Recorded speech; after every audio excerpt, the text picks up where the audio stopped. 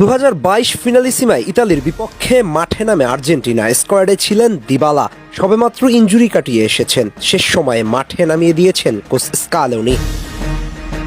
কোচের আস্থার প্রতিদান দিতে ভুল করেননি। মেসির বাড়ানো বল থেকে দিবালা ডিবক্সের কাছাকাছি জায়গা থেকে দারুণ একটা গ্রাউন্ড শটে গোল করলেন।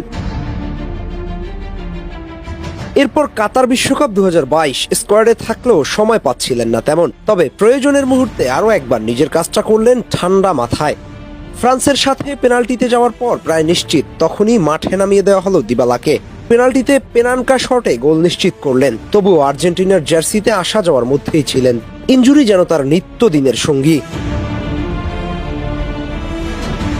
একটা সময় দিবালাকে ধরা হতো আর্জেন্টিনার জার্সিতে দ্বিতীয় মেসি হিসেবে। লোকে বলাবলি করতো আর্জেন্টিনা একটা খেলোয়াড় আসছে, নামটা দিবালা। যেমন দেখতে তেমন তার খেলার ধরন একেবারে মেসির মতো।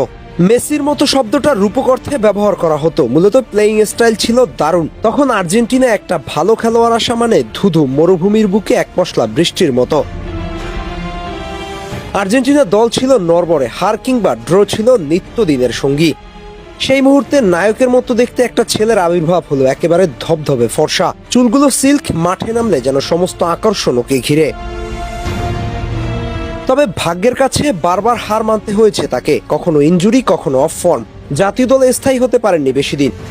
বিশ্বকাপ জয়ের পরে মনে হচ্ছিল এবার হয়তো দিবালা জাতীয় দলের হয়ে দীর্ঘ সময় থাকছেন। তবে না, আবারও সেই ইনজুরির হানা। ছিটকে গেল দল থেকে, অনেকদিন নেই জাতীয় দলে। তবে রোমার জার্সিতে ট্রেনিং সেশনে ফিরছেন দিবালা, অনুশীলনও করছেন। দেখে মনে হচ্ছে কিছুটা সময় লাগবে। তবে একটা ফ্রেন্ডলি ম্যাচে খেলেছেন, সেখানে গোলও করেছেন নাকি তিনি।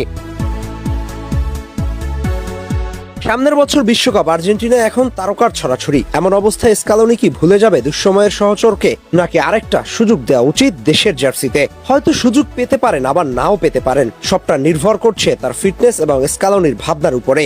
দুয়ে দুয়ে 4 মিললে আরো একবার আকাশী নীলের জার্সিতে দেখা যাবে এই গোল্ডেন বয়কে। অনেকের কাছে দিবালা নামটা আবেগের। তার খেলার পারভক্ত আছে যারা তাকে ফুটবল মাঠে দেখতে চায়।